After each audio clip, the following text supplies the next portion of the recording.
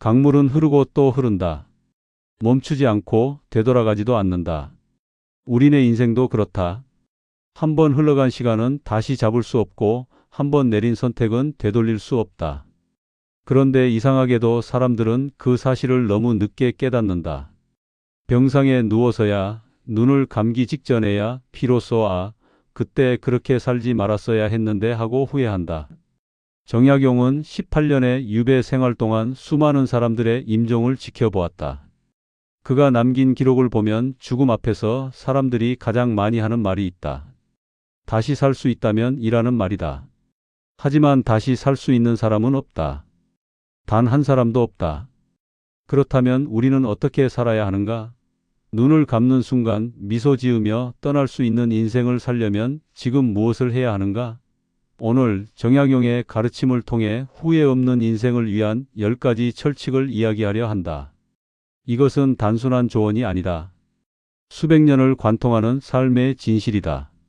첫 번째로 이야기할 것은 미루지 말고 지금 하고 싶은 것을 하라는 것이다. 내년에는, 은퇴하고 나면, 여유가 생기면, 이런 말을 입에 달고 사는 사람들이 있다. 그런데 그 언젠가는 절대 오지 않는다. 정확히 말하면 왔을 때는 이미 늦었다는 것을 깨닫는다. 무릎이 아파서 등산을 못 가고 기력이 없어서 여행을 포기하고 친구는 이미 세상을 떠나고 없다. 정약용이 유배지에서 만난 한 노인이 있었다. 그는 평생 글공부를 하고 싶었지만 밭일이 바빠서 자식들 키우느라 집안 형편이 어려워서 하며 미뤘다.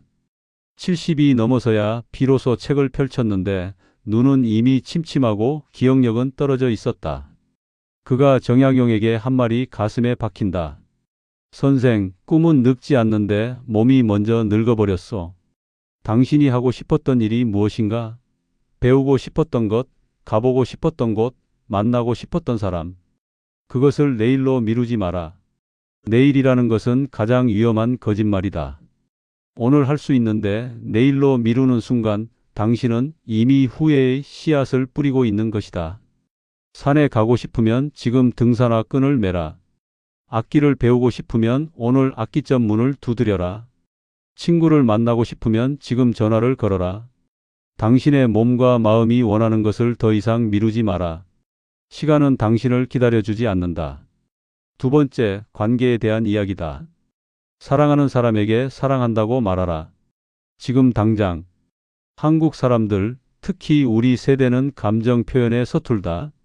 아내에게 사랑해라는 말 한 번 제대로 못 해본 남편들이 태반이다. 자식들에게도 마찬가지다. 마음속으론 사랑하면서도 입 밖으로는 잔소리만 나온다. 밥 먹었냐? 조심해라. 공부 열심히 해라. 정작 사랑한다. 고맙다. 자랑스럽다는 말은 평생 못한다. 정약용은 유배지에서 가족들에게 수백 통의 편지를 썼다. 그 편지들을 보면 놀라운 것이 있다.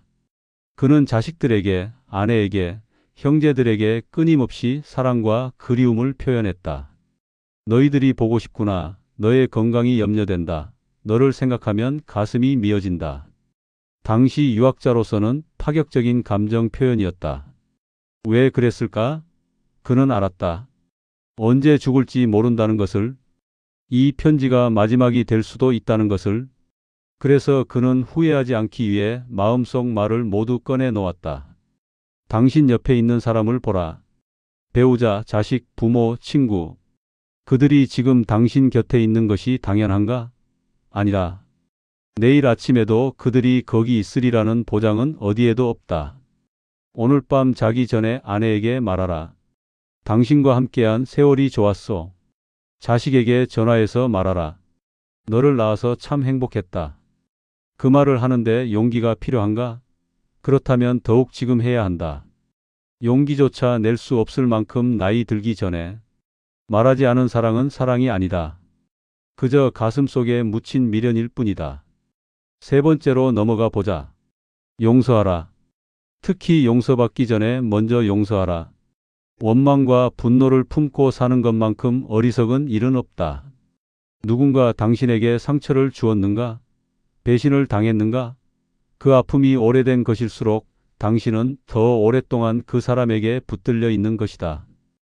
아이러니하게도 당신을 괴롭히는 것은 그 사람이 아니라 당신 자신이다. 정약용이 유배를 가게 된 것은 정치적 모함 때문이었다. 자신을 모함한 사람들, 거짓 증언을 한 사람들, 등을 돌린 동료들, 그에게는 원망할 사람이 수두룩했다. 하지만 그는 유배지에서 그들을 저주하거나 복수를 다짐하는 대신 학문에 몰두하고 백성들을 위한 개혁안을 연구했다. 어느 날 제자가 물었다. 스승님은 화가 나지 않으십니까? 정약용이 답했다. 화를 낸다고 과거가 바뀌는가? 원망을 한다고 그들이 변하는가?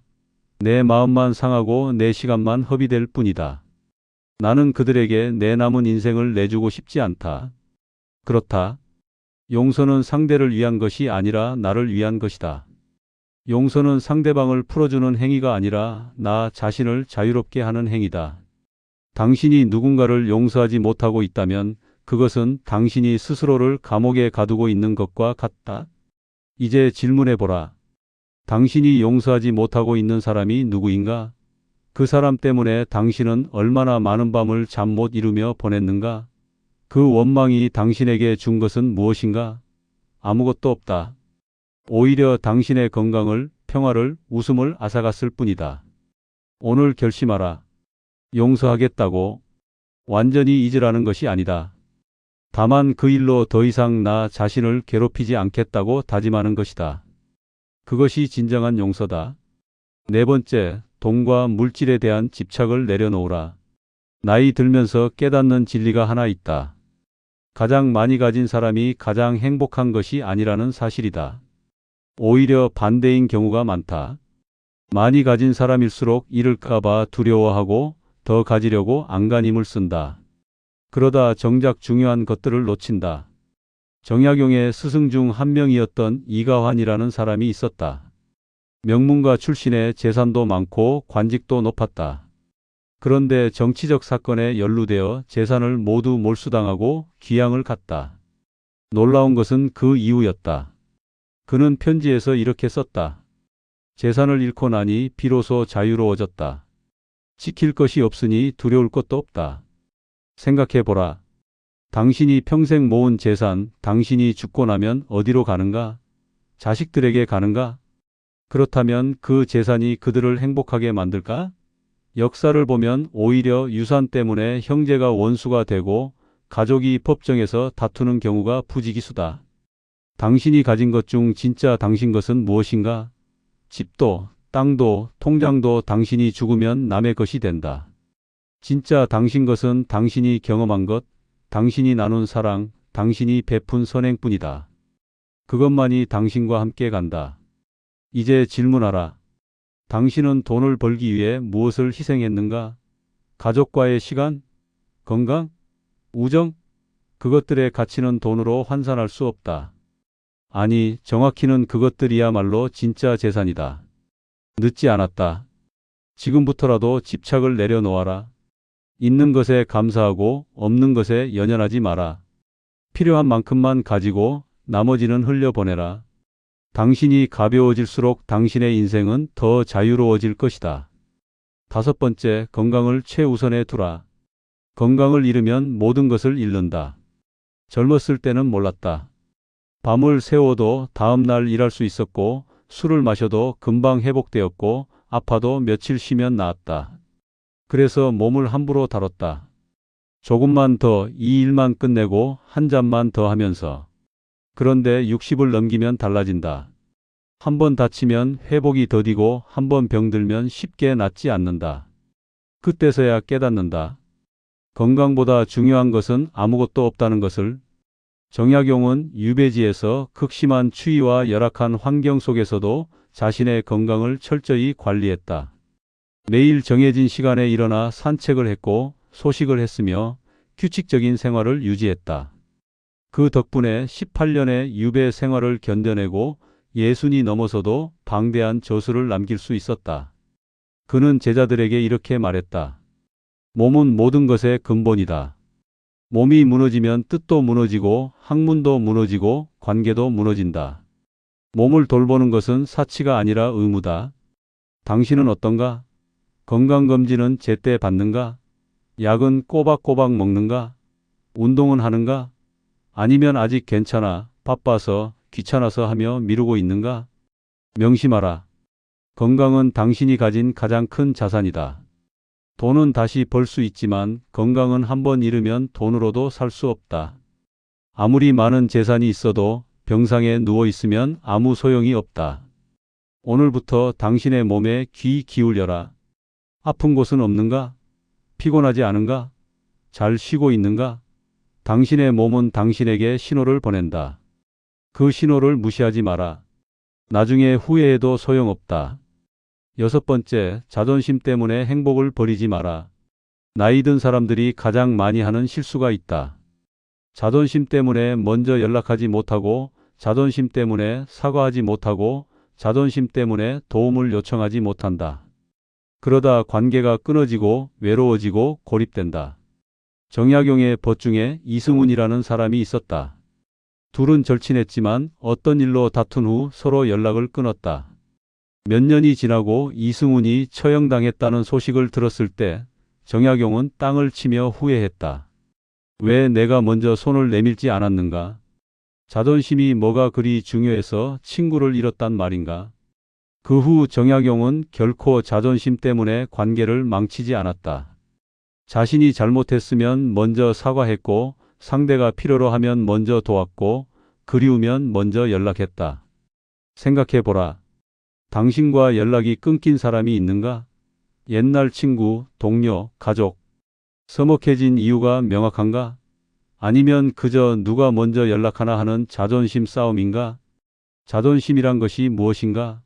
죽을 때 가져갈 수 있는가?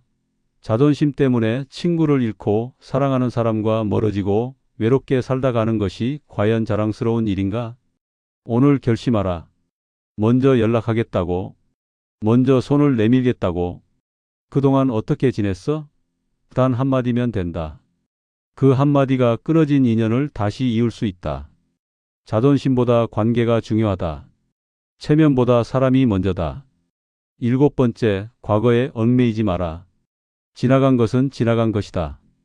그때 그 선택을 하지 말았어야 했는데, 그때 그 말을 하지 말았어야 했는데, 그때 그 사람을 만나지 말았어야 했는데, 과거를 후회하며 사는 사람들이 있다.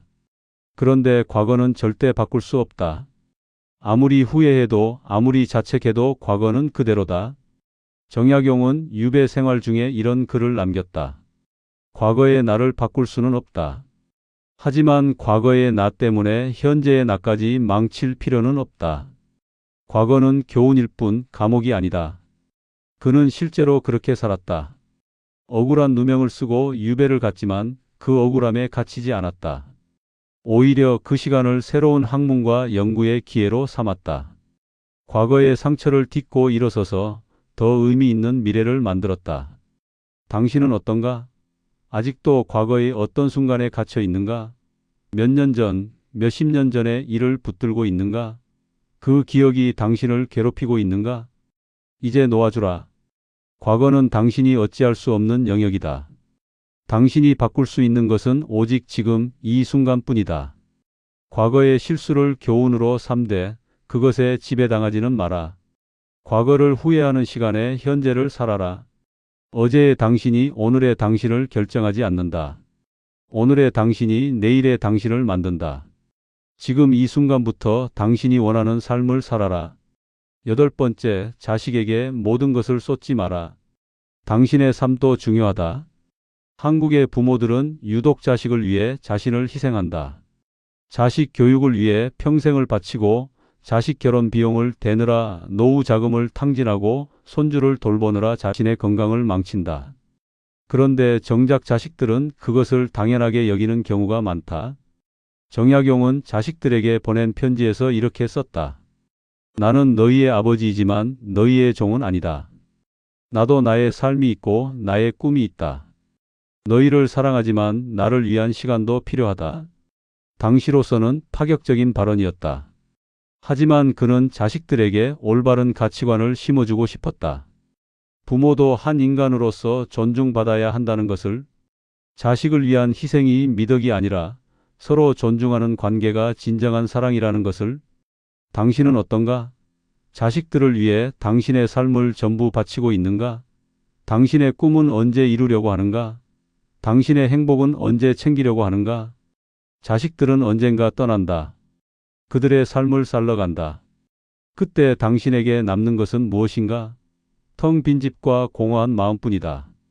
자식을 위해 모든 것을 버린 부모는 자식이 떠난 후 무엇을 하며 살아야 할지 모른다. 지금부터라도 당신의 삶을 살아라. 자식들을 사랑하되 당신 자신도 사랑하라. 자식들을 돕되 당신의 노후도 챙겨라. 손주를 돌보되 당신의 건강도 지켜라. 그것이 진정으로 자식들을 위하는 길이다. 건강하고 행복한 부모가 자식들에게도 짐이 되지 않는다. 9번째, 세상의 시선을 신경 쓰지 마라. 당신은 남을 위해 사는 것이 아니다. 남들이 뭐라고 할까? 체면이 구겨질까? 창피해서 어떻게 해? 이런 생각 때문에 하고 싶은 것을 참고 하고 싶지 않은 것을 억지로 하며 산 세월이 얼마나 되는가? 정약용은 유배지에서 가장 천한 일까지 마다하지 않았다. 양반의 체면도 학자의 자존심도 내려놓고 백성들과 함께 밭을 갈고 물을 길었다. 사람들이 수군거렸다. 저 양반이 미쳤나? 하지만 정약용은 개의치 않았다. 그는 말했다. 남의 시선 속에 갇혀 사는 것처럼 어리석은 일은 없다. 내가 누구를 위해 사는가? 나를 위해 산다. 내 마음이 편하면 그것으로 족하다. 당신은 평생 누구를 위해 살았는가? 당신 자신을 위해 산 시간이 얼마나 되는가? 아니면 남들의 기대, 남들의 시선, 남들의 평가에 맞춰 살았는가? 이제 나이도 들었고 경험도 쌓였으니 이제는 당신이 원하는 대로 살 때가 되지 않았는가? 하고 싶은 옷을 입고 하고 싶은 말을 하고 하고 싶은 일을 하라. 남들이 뭐라든 상관없다. 당신의 인생이다. 세상 사람들은 당신이 죽고 나면 일주일도 안 되어 당신을 잊는다. 그런 사람들의 시선 때문에 당신의 소중한 삶을 낭비하지 마라. 죽을 때 후회하는 것은 남들 눈치 보느라 내 인생을 못 살았다는 것이다. 마지막 10번째, 죽음을 두려워하지 마라. 죽음은 끝이 아니라 완성이다. 사람들은 죽음을 이야기하는 것조차 꺼린다. 불길하다고 재수 없다고 말한다. 하지만 죽음은 누구도 피할 수 없는 삶의 일부다.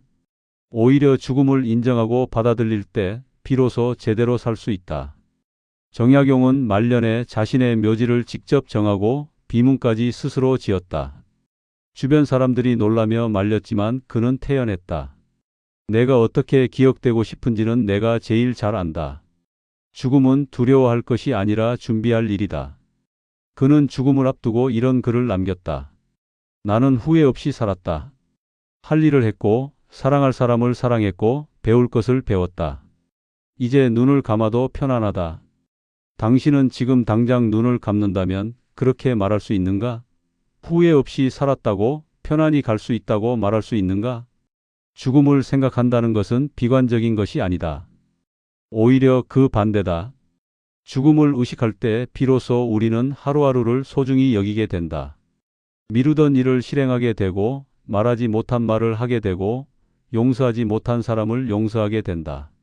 당신에게 남은 시간이 얼마나 되는지 아무도 모른다. 10년일 수도 1년일 수도 아니 내일 모레가 마지막일 수도 있다. 그렇다면 지금 무엇을 해야 하는가? 오늘을 마지막인 것처럼 살되 내일이 있을 것처럼 준비하라. 강물은 흐른다. 멈추지 않고 되돌아가지도 않는다. 우리의 인생도 그렇다. 이미 흘러간 시간은 다시 붙잡을 수 없다. 하지만 아직 흐르지 않은 시간, 지금 이 순간은 우리 손안에 있다. 정약용은 18년의 유배 생활 동안 절망할 수도 있었다. 원망하며 살 수도 있었다. 하지만 그는 그 시간을 후회로 채우지 않았다. 오히려 배움으로, 사랑으로, 희망으로 채웠다. 그래서 그는 눈을 감을 때 후회하지 않을 수 있었다. 우리도 그렇게 살 수 있다. 아니, 그렇게 살아야 한다. 미루지 말고 표현하고 용서하고 내려놓고 돌보고 먼저 손 내밀고 과거에 얽매이지 말고 자신을 위해 살고 세상 시선 신경 쓰지 말고 죽음을 받아들이며 사는 것. 이것이 후회 없는 인생을 사는 10가지 철칙이다. 오늘, 지금 이 순간부터 시작하라. 내일이 아니다. 지금이다. 당신이 눈을 감는 그날 미소 지으며 이렇게 말할 수 있도록 나는 후회 없이 살았다. 당신에게는 아직 시간이 있다. 아직 늦지 않았다. 지금 이 순간이 당신의 남은 인생 중 가장 젊은 날이다. 오늘부터 후회 없는 인생을 시작하라. 오늘 이야기는 여기까지입니다. 오늘 영상이 좋으셨다면 구독, 좋아요, 알림 설정 부탁드립니다.